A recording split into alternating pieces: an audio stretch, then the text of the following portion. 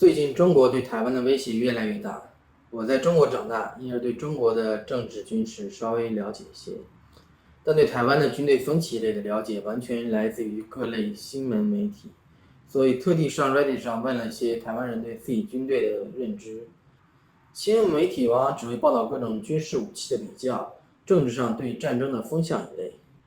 要真正了解到普通民众是否对战争做好了准备，是否真的信任自己的军队，是否愿意为保家卫国献出生命，还是要直接去问民众。这点是很容易被忽略掉的。乌克兰战争之前就存在这个问题，当时各大国际媒体和各国情报机构疯狂地分析乌克兰和俄罗斯的军事差距，认定乌克兰面对俄罗斯的侵略毫无抵抗能力，而忽略了乌克兰人民和乌克兰总统等人保卫乌克兰的意志和决心。当时我在 Reddit 上向台湾人咨询的时候，就有台湾人不理解我为什么不去自己去查军事资料。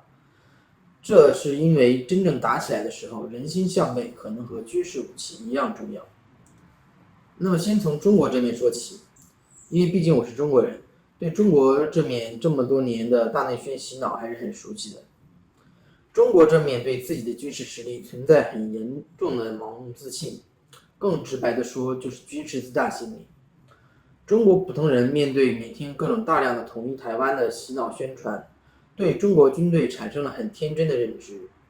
西方国家为了自身内部选举压力和政治压力，也经常渲染中国怎么样强大。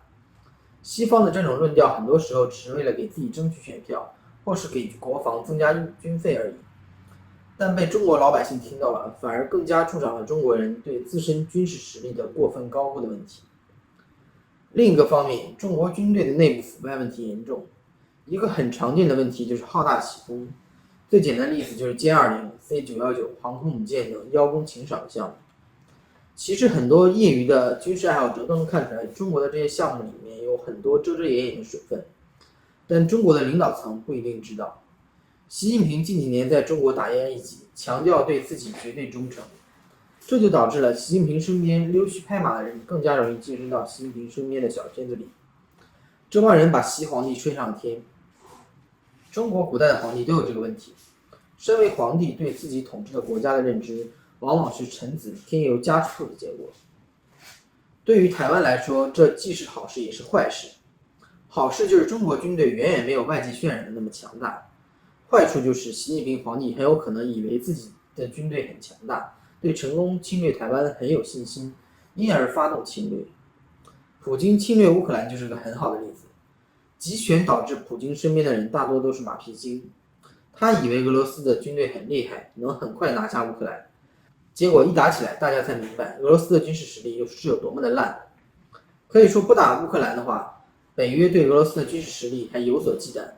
打乌克兰导致俄罗斯的军事实力直接成了世界笑话。再来说台湾，从我做的调查了解，台湾人对中国的侵略远没有媒体渲染的那么担心。台湾人对自己的军队还是有自信的，这个着实是我意料之外。我对台湾本身的军事实力原本也是比较肯定的，但各种媒体一直给我的印象是台湾民众对自己的军队抵抗中国侵略没底气。但我最近的了解来看，台湾人还是有充足的信心能够很快的打赢这场战争的。但有个问题就是，台湾人总是在以一个民主国家的思维方式去思考中国的军事行动。台湾人，尤其是台湾年轻一代，没有跟中共一样的集权政府打交道的经验，所以他们会觉得中共政府会因为打不到、打不赢、牺牲太大了等因素就不打了，这是个很危险的思维方式。不同于台湾，中国是不会介意自己的军队死多少人的。中国2线城市以上的居民，很多也不会介意自己的军队死多少人的。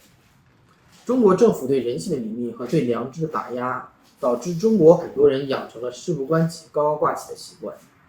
而中国的军队，尤其是基层军队人员，都是各种贫苦家庭出来的人。之前能够举白纸抗议的那群人，很多都是中产和中产以上。这群人的家庭一般是不会出什么基层军队人员的，也就对军队的这些人的死活并不太在乎。而军队中稍微有点军衔的领导层，都是军二代一类的既得利益者家庭。普通老百姓更不会介意这帮人的死活。真正打起来了，很有可能就是北京中南海里习近平身边的一圈子人，远程指挥几个军二代，带领一堆穷的没人要的基层军人去台湾送死。之前台湾的网友说到，中国的军舰很难突破台湾的防卫，冲上台湾抢滩登陆。我跟他说，到时候中国政府完全可能强行征用渔船等小型民用船只，以人海战术的形式送一堆炮灰步兵，没有任何掩护的情况下冲上台湾，不需要什么港口，直接冲上沙滩，船只一次性报废搁浅在台湾海滩上就行。共产党最擅长打这种以集体为国家的名义，对一小撮中国人的私有财产直接进行抢劫的行为。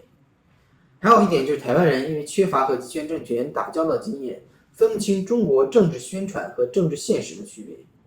网上有些人跟我说，中国官方的说法是到时候先打日本和美国，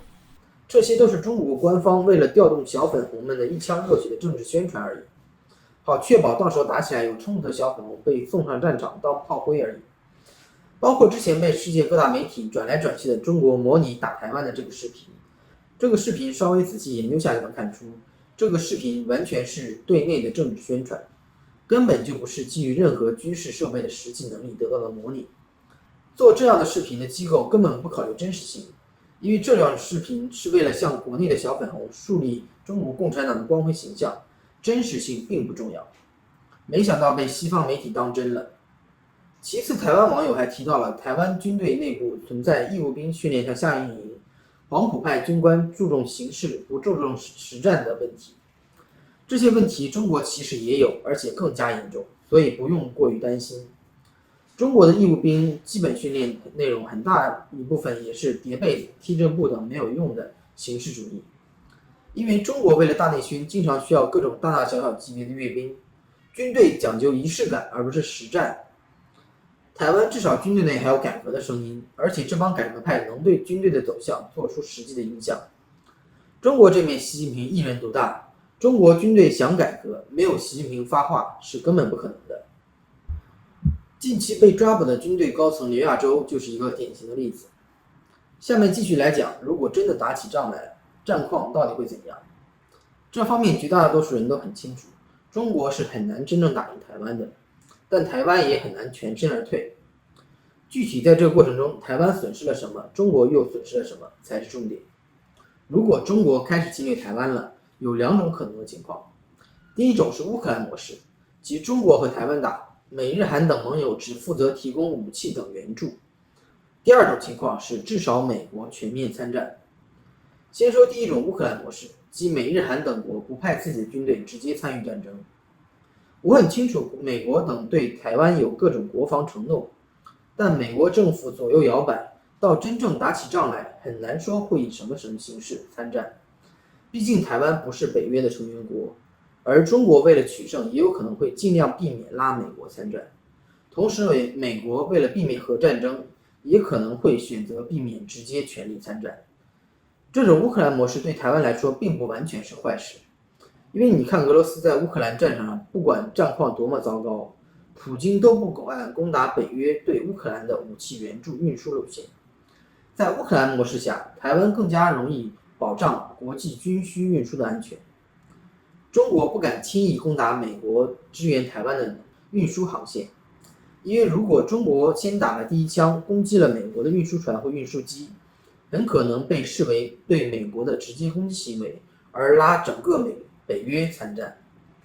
俄罗斯都不敢拉北约直接参与到乌克兰战争里去，习近平应该也没有那个胆量。同时，乌克兰模式下，美国等国不断施压，也阻止了俄罗斯使用核武器。第二种情况是美国直接参战，这种情况下，美国不管在军事上，还是科技上，还是军队经验数量上，对中国政府都是绝对的碾压。如果美国不参战的话，中国军队至少在陆军上的人数优势或许能挺一阵子，但台湾海峡的阻断直接决定了陆军很难发挥什么作用。不管哪种情况，中国方面都要牺牲很多军人才能获得一点点的成果。首先说海军，中国的航母基本就是个摆设。上次蔡英文总统访美，中国派了一艘航母去台湾东部耀武扬威，向美国的航母出动都是以舰队的形式，一艘航母带上大大小小各种战舰一起出动。中国的这艘航母出动不仅没有带上基本的任何护卫舰，反而带了一艘疑似燃油补给船。这跟俄罗斯之前在军火库上安置军队有着异曲同工之妙。同时，目前战机的最大作战距离都在几千公里的级别，而台湾海峡平均宽度不到200公里。这种距离下，战机完全可以从中国大陆本土上的机场起飞，完全没有必要从一艘老旧航母上起飞。而且中国航母能起飞的飞机有限，实际作战效果还不如福建省上随便一个军用机场。唯一出海远航的目的就是去打击美国。中国第一艘航母只能带24架歼15，根本无法对抗美国一艘航母带80架更加先进的战机的实力。中国新航母还不如美军已经退役的小鹰级航母。中国航母拖着个燃油补给船远离中国海岸，无异于自杀。如果美国直接参战的话，中国海军的关键舰艇不管数量上还是质量上都是没有任何机会的，但是仍然可能对台湾的海上补给线造成一定程度的自杀式骚扰。但如果是美国不直接参战的话，台湾的海军实在是差很多。台湾海军的关键战舰艇的数量只有中国的1半左右，还好台湾一定要用海军保护的目标并不多。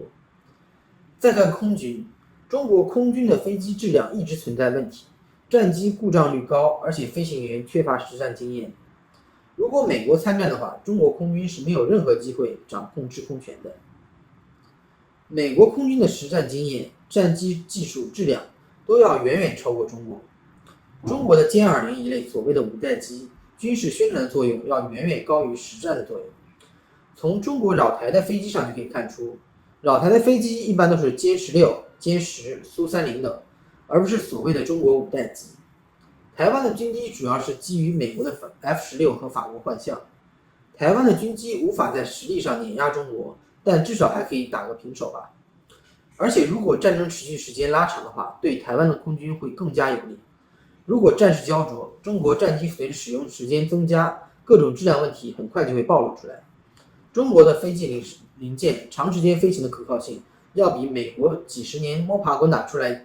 的航空业制造出来的飞机要差得很远。战争时间长了，中国飞机的故障率会越来越高，台湾也越有可能获得制空权。至于陆军上，台湾海峡最窄的地方也有130公里，平均180公里。普通火炮依靠 Rocket Assisted Projectile（RAP） 炮弹，最多也只能打到70公里远。普通火炮是完全没有用武之地的，只能上类似于美国 HIMARS 一类的火箭弹，而且需要高射程的火箭弹才能跨过台湾海峡。所以人数众多的中国陆军基本是无用的存在。而且现在太空里卫星满天飞，大规模的调动陆军到台湾海峡边上集结还不被发现，是根本不可能的。到时候中国很有可能采取和俄罗斯一样的方式，用中程导弹和自杀式无人机等对台湾平民进行骚扰。台湾的防空能力要比乌克兰好得多，但再好的防空系统也无法做到100%的拦截，所以台湾民众还是要做好一定的平民伤亡的准备。台湾也有一定程度的远程导弹和巡航导弹储备，但习近平对中国平民的死亡不是那么在乎，所以届时台湾平民一定要顶住压力。台湾尤其是要关注中国的2炮部队。所谓2炮部队，即中国陆军单独分出来的以弹道导弹和核武器为主要武器的特殊军种，这是对台湾的最大的威胁。在外交上，台湾是绝对占优势的。中国虽然账面上外交帮国很多，但实际打起来，绝大多数欧美国家都会站到台湾一边。非洲和中东一些国家可能会选择中立，北朝鲜、伊朗、俄罗斯等就不用说了，到时候甚至可能对中国直接提供军事援助。还好乌克兰战争消耗了俄罗斯大部分的导弹等军火储备，北朝鲜能够提供的军事援助更是毫无存在感。不管如何，战时台湾是一定要尽可能争取外交支持，不仅仅是欧美的外交支持，因为外交支持对于阻止中国使用核武器是最有效的。虽说中国使用核武器后很有可能会迫使美国也使用核武器，而迅速解决争端，但哪怕中国只有1颗核弹真正打到台湾本土，对台湾的平民的打击都是灾难性的。只有通过外交方式事件同时施压，才能尽量避免核打击。